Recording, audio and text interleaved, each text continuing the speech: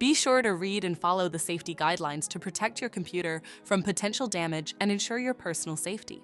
For more information about safety guidelines, see the owner's manual at dell.com/support.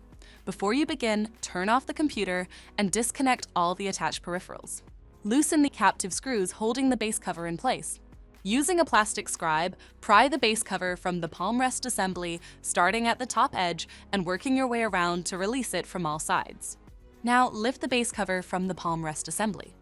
If your computer is unable to enter service mode, disconnect the battery cable from the system board.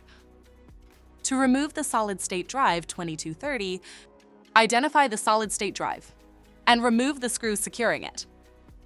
Lift the drive out of the system and flip it over. Loosen the screw to remove the drive from the latch.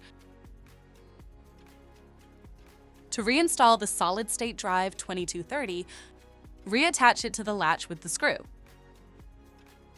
Flip the drive over and place it back in the system. Install the screw to secure it. If the battery cable was disconnected earlier, make sure to reconnect it to the system board. Next, align the base cover with the palm rest assembly and gently place it into position. Tighten all required screws to secure the base cover in place. For more information about your Dell system, visit dell.com/support.